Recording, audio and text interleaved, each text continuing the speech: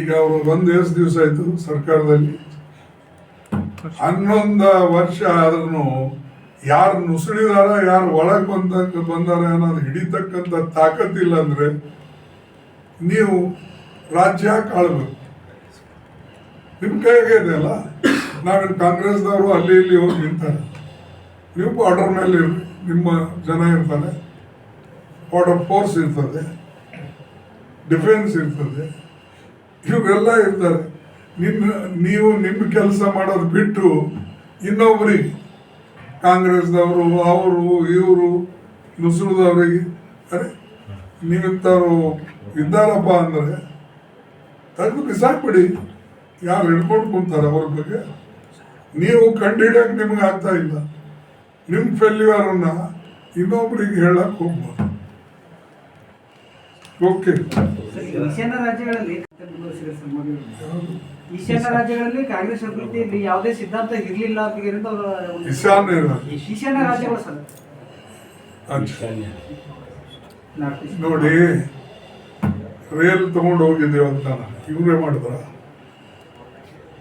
ಆಮೇಲೆ ಅವರಿಗೆ ಸ್ಟೇಟ್ ಹುಡ್ ಕೊಟ್ಟೇವೆ ಎಲ್ಲ ಕಡೆ. ಮೊದಲು ಒಂದೇ ಇತ್ತು, ಅವೆಲ್ಲ ಇವರೇ ಮಾಡಿದ್ರ.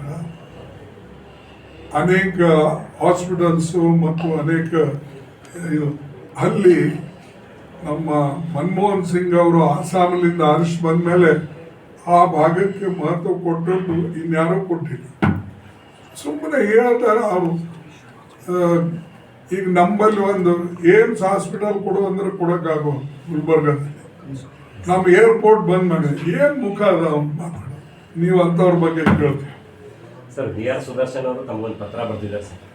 ಈ ರಾಜ್ಯದಲ್ಲಿ ಏನೋ ಗೊಂದಲ ಆಗ್ತಾ ಇದೆ, ಇದರಿಂದ ಆಡಳಿತಕ್ಕೆ ಧಕ್ಕೆ ಆಗ್ತಾ ಇದೆ, ತಾವು ಅದನ್ನು ಕೂಡಲೇ ಸರಿಪಡಿಸಬೇಕು ಅಂತ. ನನ್ನ ಹತ್ರ ಏನೋ ಬಂದಿಲ್ಲ, ನಾನು ನೋಡಿಲ್ಲ. ಆಫೀಸ್ ಬಟ್ ತಮ್ಮ ಪಕ್ಷದ ಮುಖಂಡರಲ್ಲಿ ಅಂತ ಒಂದು ಭಾವನೆ ಕಾಡ್ತಾ ಇದೆ ಸರ್, ಆಡಳಿತದಿಂದ ಇರ್ಬೋದಪ್ಪ. ಏನಿದೆ ನೋಡ್ತೀನಿ, ಅವ್ರು ಯಾವ ಉದ್ದೇಶದಿಂದ ಬಂದಿದ್ದಾರೆ, ಏನೇನು ಅದು ಅದರೊಳಗೆ ಕಂಟೆಂಟ್ ನೋಡ್ಕೊಂಡು ಮಾತಾಡ್ತೀನಿ. ಪಕ್ಷದ ಪ್ರತಿಷ್ಠೆ ಹೊಡೆತ ಬೀಳುತ್ತಿದೆ ಇದರಿಂದ ಅಂತ ಹೇಳ್ತಾರೆ. ಅದೇ ಆಯ್ತು, ನೋಡೋಣ. ಅದು ಏನು ಹೇಳ್ಯಾರ, ಏನು ಸಲಹೆ ಕೊಟ್ಟಾರ ನೋಡೋಣ. 23ನೇ ತಾರೀಕು ಡಿ ಕೆ ಶಿವಕುಮಾರ್ ಅವರು ದೆಹಲಿಗೆ ಹೈಕಮಾಂಡ್ ಭೇಟಿ ಆಗಿ ತಮಗೆ ನನಗಂತೂ ಇನ್ನೂ ಸೂಚನೆ ಇಲ್ಲ. ಈ ಗೊಂದಲಗಳು ಬಗೆಹರಿಯುವ ಸರ್. ಈ ಗೊಂದಲಗಳು ಏನೋ ಹೈಕಮಾಂಡ್ ಮಾಡಿದ್ದಾರೆ. ಗೊಂದಲ ಅವರೇ ಇಲ್ಲೇ ಲೋಕಲ್ ಸೃಷ್ಟಿ ಮಾಡಿಕೊಳ್ತಾ ಇದ್ದಾರೆ. ಅವರೆಲ್ಲ ಮಾಡುವ ಎಲ್ಲ ನೀವು ಹೈಕಮಾಂಡ್ ಅಂತ ಹೇಳಿದ್ರೆ ಹೆಂಗೆ? ನೀವು ಇಲ್ಲಿ ಆಗ್ತಕ್ಕಂಥದನ್ನ ಲೋಕಲ್ ಲೀಡರು ಸೆಟಲ್ ಮಾಡ್ಕೋಬೇಕು. ಅದನ್ನ ಒಂದು. ಆಮೇಲೆ ಪಕ್ಷ ಎಲ್ಲರೂ ಕಟ್ಟಿದ್ದು, ಯಾರೋ ನಾನು ಕಟ್ಟಿನಿ ಅಂತಿಲ್ಲ. ಕಾಂಗ್ರೆಸ್ ಪಾರ್ಟಿ ಕಾರ್ಯಕರ್ತರು ಕಟ್ಟರು. ಕಾಂಗ್ರೆಸ್ ಯಾವಾಗಲೂ ಕೂಡ ಯಾರೇ ಲೀಡರ್ ಬಂದ್ರು ಅವರಿಗೆ ಕಾಂಗ್ರೆಸ್ ಕಾರ್ಯಕರ್ತರು ಸಪೋರ್ಟ್ ಮಾಡ್ತಾರೆ. ಅದಕ್ಕೆ ಯಾರು ನನ್ನಿಂದ ಆಗಿದೆ ಅಂತ ಯಾರು ಹೇಳ್ಬಾರ್ದು. ಮತ್ತು ಕೆಲವು ಕಾರ್ಯಕರ್ತರನ್ನು ಯಾರು ಹೇಳ್ತಾರೆ ಇವ್ರು ಕಟ್ಟಾರೆ ಅವ್ರು ಕಟ್ಟಾರೆ ಅನ್ನೋದು ಅದು ಬಿಟ್ಟು ಬಿಡಬೇಕು. ಜಗತ್ತಿನಾಗ ಪಾರ್ಟಿ ಅಂದಮೇಲೆ ಎಲ್ಲರೂ ಪಾತ್ರ ಇರ್ತದೆ. Thank you.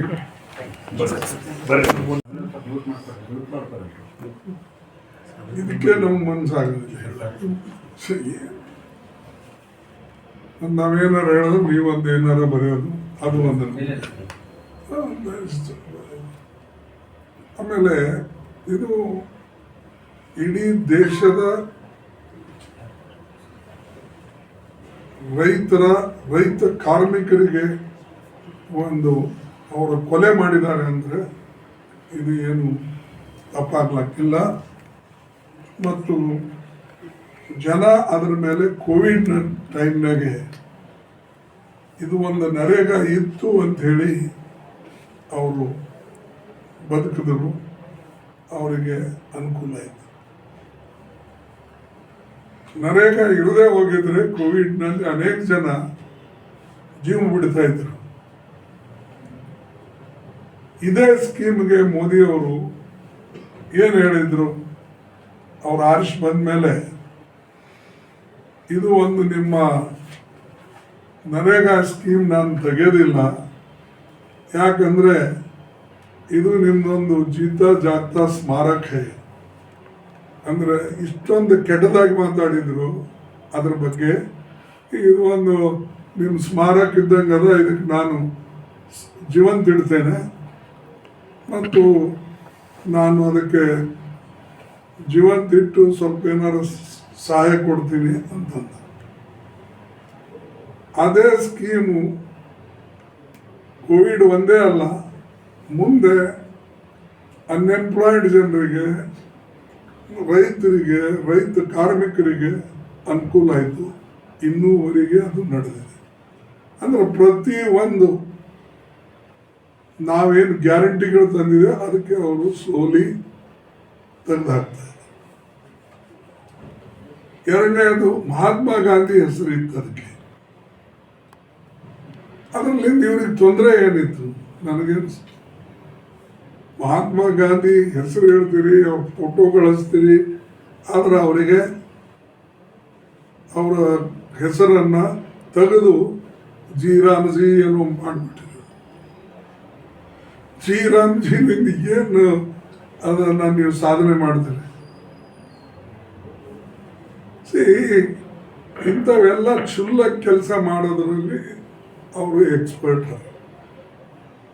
ಇನ್ನೊಂದೇನೆಂದರೆ ವಿಶೇಷವಾಗಿ ಹೇಳಬೇಕಾಗಿದ್ರೆ ಸೋನಿಯಾ ಗಾಂಧಿ ಅವರು, ಮನಮೋಹನ್ ಸಿಂಗ್ ಅವರು ನಮ್ಮ ಗೌರ್ಮೆಂಟ್ ಇದ್ದಾಗ ಇವು ಕೆಲವು ನಾವು ಬಡವರಿಗಾಗಿ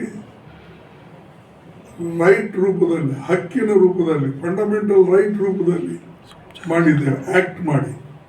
ಅದು ರೈಟ್ ಟು ಎಜುಕೇಷನ್ ಇರ್ಬೋದು, ರೈಟ್ ಟು ಫುಡ್ ಸೆಕ್ಯೂರಿಟಿ ಇರ್ಬೋದು, ಆಮೇಲೆ ರೈಟ್ ಟು ವರ್ಕ್ ಇರ್ಬೋದು, ರೈಟ್ ಟು ಹೆಲ್ತ್ ಇರ್ಬೋದು, ಹೆಲ್ತ್ ಮಿಷನ್, ಇವೆಲ್ಲನೂ ಬಡ ಜನರಿಗೆ ಅನುಕೂಲ ಮಾಡಬೇಕು ಅಂಥೇಳಿ ವಿಶೇಷವಾದಂಥ ಕಾನೂನುಗಳನ್ನು ಮಾಡಿ ಜನರ ಹಿತದೃಷ್ಟಿಯಿಂದ, ಬಡವರ ಹಿತದೃಷ್ಟಿಯಿಂದ ಮಾಡಿದಂಥ ಕಾನೂನುಗಳು ಇವರು ಒಂದು ಆಗಿ ನಾಶ ಮಾಡ್ತಾರೆ.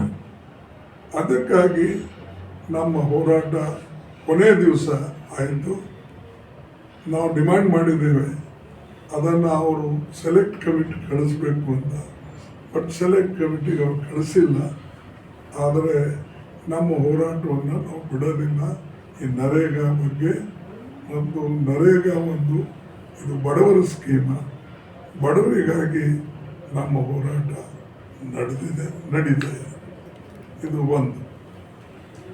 ಅಟಾಮಿಕ್ ಎನರ್ಜಿನು ಅದರ ಬಗ್ಗೆ ನಾವು ತಂದಾಗ, ಮನಮೋಹನ್ ಸಿಂಗ್ ಅವರು ತಂದಾಗ ಇವರೆಲ್ಲ ವಿರುದ್ಧ ಮಾಡಿದ್ರು. ಈಗ ಅದೇ ಚೆನ್ನಾಗಿದೆ ಅಂತ ಹೇಳಿ ಮತ್ತೆ ಬರ್ತಾ ಇದೆ. ನಾವೇನು ಮಾಡಿದ್ದೇವೆ ಅದರ ವಿರುದ್ಧ ಮಾಡೋದು ಮೊದಲ, ಆಮೇಲೆ ಪುನಃ ಇಲ್ಲ ನೀವು ತಂದಿದ್ದೀರಲ್ಲ ಅದಕ್ಕೆ ನಾವು ಮತ್ತೆ ತಂದಿದ್ದೀವಿ. ಅಂದರೆ ಇವರಿಗೆ ಫ್ಯೂಚರ್ ವಿಷನ್ ಇಲ್ಲ. ಇವರಿಗೆ ಮುಂದಿನ ದೇಶ ಯಾಕೆ ಕಟ್ಟಬೇಕು ಅಂತಕ್ಕಂಥ ಇವ್ರ ಹತ್ರ ಯಾವುದೇ ಒಂದು ಯೋಜನೆಗಳಿಲ್ಲ. ಇದ್ದ ಪಂಚವಾರ್ಷಿಕ ಯೋಜನೆಗಳು ತೆಗೆದು ನೀತಿ ಆಯೋಗ ಅಂತ ಮಾಡಿ ಅದರಲ್ಲಿ ನೀತಿನೂ ಇಲ್ಲ, ಸ್ಕೀಮು ಇಲ್ಲ, ಏನೂ ಇಲ್ಲ ಅಂತ ಕೆಲಸ ಇದು ಮಾಡ್ತಾರೆ. ಬಟ್ ಹೆಸರು ಬದಲಾವಣೆ ಮಾಡ್ಕೋತಿರೋದು. ಮೂರನೇದು, ಇವರು ಸಂವಿಧಾನದ ವಿರುದ್ಧ ಕೆಲಸ ಮಾಡ್ತಾರೆ. ಸಂವಿಧಾನದಲ್ಲಿ ಏನೇನು ಪಂಡಿತ್ ಜವಾಹರ್ಲಾಲ್ ನೆಹರೂಜಿ, ಗಾಂಧೀಜಿ ಒಪ್ಕೊಂಡಂಥದ್ದು, ವಲ್ಲಭಭಾಯಿ ಪಟೇಲ್ ಒಪ್ಕೊಂಡಂಥದ್ದು, ಬಾಬಾ ಸಾಹೇಬ್ ಅಂಬೇಡ್ಕರನ್ನ ಸಂವಿಧಾನ ತಯಾರು ಮಾಡಿದ್ದು, ಆ ಸಲಹೆಗಳ ಮೇಲೆ ಅದಕ್ಕೆ ಇವರು ಸರ್ವನಾಶ ಮಾಡಲಿಕ್ಕೆ ಇವತ್ತು ಬಂದಿದೆ. ನರೇಗಾ ಯೋಜನೆ ಅಂತ ಯೋಜನೆ ನಾನು ಲೇಬರ್ ಮಿನಿಸ್ಟರ್ ಇದ್ದಾಗ ಅನೇಕ ರಾಷ್ಟ್ರಗಳಿಗೆ ಭೇಟಿ ಕೊಟ್ಟಿದ್ದೆ. G20 ಕಂಟ್ರೀಸ್, ಮಿನಿಮಮ್ ಏನಿಲ್ಲ ಅಂದ್ರೂ 14 ರಾಷ್ಟ್ರಗಳಿಗೆ ಅವರೆಲ್ಲರೂ ಮೆಚ್ಚುಗೆ ವ್ಯಕ್ತಪಡಿಸಿದ್ರು ಇದ್ರ ಬಗ್ಗೆ. ಇಂಥ ನಮ್ಮಲ್ಲಿಲ್ಲ ಅಂತೇಳಿ. ಅದು ಟರ್ಕಿ ಇರ್ಬೋದು, ಈ ನಮ್ಮ UK, US, Italy, Germany, Brazil ಇಲ್ಲೆಲ್ಲ ಹೋಗಿದ್ದೀನಿ. ಸೊ ಅವರ ಪುನಃ ಈ ಬಡವರಿಗೆ ಗುಲಾಮ್ಗಿರಿಯಲ್ಲಿ ಇಡಬೇಕು ಅಂತಕ್ಕಂಥ ಪ್ರಯತ್ನ ಅವ್ರದ್ದು ನಡೆದಿದೆ. ಗುಲಾಮ್ಗಿರಿಯಲ್ಲಿ ಯಾಕೆ ಹೇಳ್ತೀನಿ ಅಂದರೆ, ನೀವಿಂತ ರೈಟ್ ಟು ವರ್ಕ್ ತೆಗೆದಾಗ ನ್ಯಾಚುರಲಿ ಅವ್ರ ಶ್ರೀಮಂತರ ಹತ್ರ ಹೋಗಿ ಅವ್ರ ಪಾದಕ್ಕೆ ಬೀಳ್ಬೇಕು ಅವನು, ಈ ರಾಶಿಗಳಾದ್ಮೇಲೆ ಅಥವಾ ಕೆಲಸ ಇಲ್ಲದಾಗ. ಸೊ ಇದು ಒಂದು. ಆಮೇಲೆ ಈ ಅಟಾಮಿಕ್ ಎನರ್ಜಿದು ಏನು ಮಾಡೋದ, ಅವ ಹೆದರ್ಸಲಾದ್ರು ಟ್ರಂಪು ಟ್ಯಾರಿಫ್ ಹೆಚ್ಚಿಗೆ ಮಾಡ್ಬೋದು ಅಂತ, ಅದನ್ನ ಅವನಿಗೆ ತೃಪ್ತಿಪಡಿಸ್ಬೇಕು ಅಂತ ಹೇಳಿ ಇದು ಅಟಾಮಿಕ್ ಎನರ್ಜಿ ಪ್ರೈವೇಟ್ ಜನರಿಗೆ ಹಾಕ್ಲತ್ತೆ. ನಾಳೆ ಅವ ಅದಾನಿ ಅಂತ ಅವರಿಗೆ ಕೈಯಲ್ಲಿ ಕೊಟ್ಟು, ನೀವು ಅಟಮ್ ಬಾಂಬು ಇವು ತಯಾರು ಮಾಡ್ತಕ್ಕಂಥದ್ದು ಇದು ಮಾಡ್ತಕ್ಕ